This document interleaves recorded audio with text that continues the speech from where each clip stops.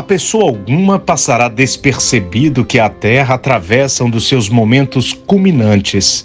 As mudanças e transformações se dão em velocidade tal que para alguns torna-se difícil acompanhar o torvelinho das alterações comportamentais e morais desses dias tão agitados. Novos meios de comunicação impuseram práticas e hábitos que desconcertaram os mais antigos, os obrigando a uma adaptação a jato, sob pena de ficarem à margem do progresso tecnológico dos novos tempos. Inusitadas maneiras na convivência e no linguajar surgem a cada instante, atendendo interesses de grupos e partidos, arrastando de roldão as massas, que nem sempre conseguem assimilar as alterações impostas. Seja como for, reconhecemos estar num tempo de vertiginosas e bruscas mudanças no viver e no conviver, constrangindo muitos a alterações em desacordo com suas expectativas íntimas. Sabidamente, não estagiamos todos no mesmo degrau evolutivo. O que para um parecerá moderno, atual, para outrem surgirá como agressivo e intempestivo. A postura de alguém numa solenidade poderá, aos olhos de muitos, soar como aceitável e contemporânea, mas na avaliação de outros será descabida e ultrajante. A língua de cada povo exprime sua cultura e reflete, de alguma forma, o patamar evolutivo e de entendimento daqueles que nascem no mesmo torrão natal. Mas, ao longo das eras e dos séculos, o idioma vai sofrendo alterações e enxertos que lhes acrescentam e desfiguram a matriz de onde procede. Alguns linguistas e filólogos já admitem que o idioma português é hoje tão somente falado em Portugal, Timor-Leste, Cabo Verde, Guiné-Bissau, São Tomé e Príncipe, Moçambique e Guiné Equatorial, num conjunto de cerca de 250 milhões de pessoas. Mas no Brasil já falamos o brasileiro, tamanha a introdução de novas expressões idiomáticas no idioma aqui originalmente desembarcado pelos primeiros navegantes. O que importa é que nos comuniquemos bem, dominando a língua-mãe e pelos filhos da terra sendo compreendidos. E em meio a tantas mudanças, uma não pode ser postergada: a melhoria intelecto-moral, aquela em que situamos a plataforma da evolução, sobretudo no terreno da convivência de uns para com os outros. Uma criatura deslocada em seu próprio ambiente perde o estímulo por viver, estiola e fenece, qual flor crestada pelo sol impiedoso da indiferença e da rejeição social. Na imensa assertividade que ora experimentamos, busca-se a pessoa de trato ameno, que, agindo como um diplomata, saiba transitar entre estilos e posições ideológicas diferentes, com todos dialogando sempre na busca da priorização do interesse coletivo, a pairar sobre o individual em qualquer circunstância. Numa época de tanta intolerância religiosa, causa uma boa impressão aquele indivíduo ao que consegue firmar suas convicções no terreno do diálogo interreligioso, compreendendo as diferenças teológicas, mas sempre ressaltando os pontos em comum das variadas confissões.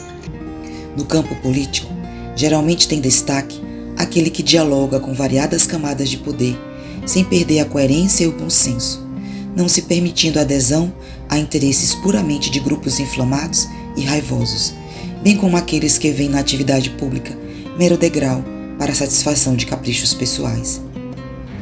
Líderes autênticos já perceberam que compreender não é conivir e aceitar o outro não é aderir a todo tipo de proposta em que o outro estagia. A mudança moral de um ser passa a refletir na sua capacidade de dialogar com com diferentes camadas de entendimento, buscando pontos em comum, escutando com atenção e carinho como o outro enxerga a vida e, quando convidado a falar, exalta sempre a necessidade de dilatar horizontes, ampliar o enxergar além da cortina de interesses pessoais e avançar para novos degraus de percepção da vida, evoluindo sempre nas trilhas do aperfeiçoamento. Outra não foi a postura do maior psicólogo, terapeuta e humanista que o mundo já conheceu. Jesus Cristo. Situado pelo alto no seio de um povo cheio de vícios, herança do cativeiro babilônico e egípcio, montado numa plataforma de misoginia e arrogância religiosa, como se Deus fosse deles patrimônio exclusivo. O divino amigo não perdeu tempo com querelas estéreis, discussões vazias e nem censurou a pessoa alguma.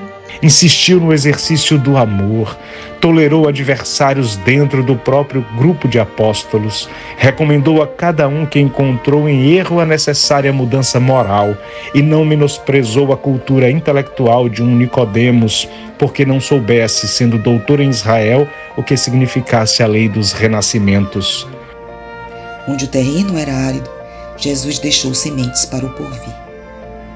Em quem exibiu a bênção da porosidade moral, lançou grãos de mostarda que se fizeram arbustos fecundos na aridez do deserto das criaturas humanas.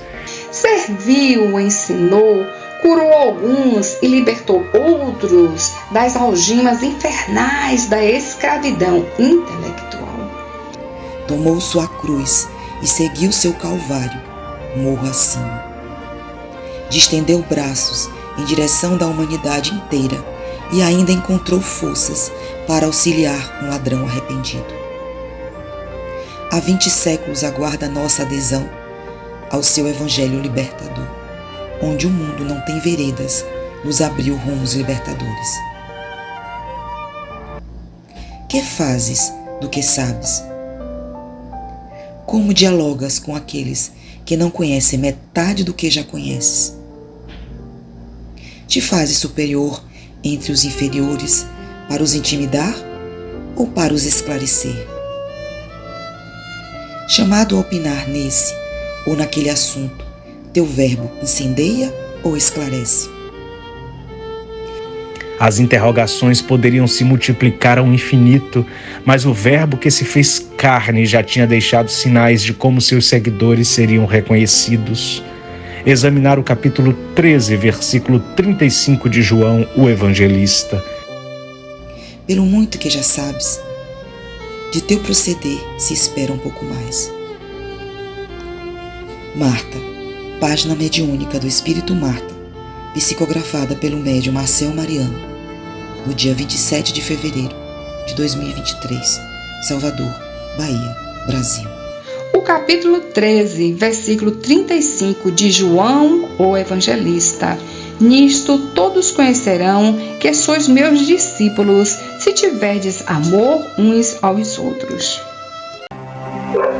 Estes dias tormentosos que estamos atravessando prenunciam chuvas torrenciais de ácido sobre a terra. Em todo lugar a inquietação, o medo, o pânico.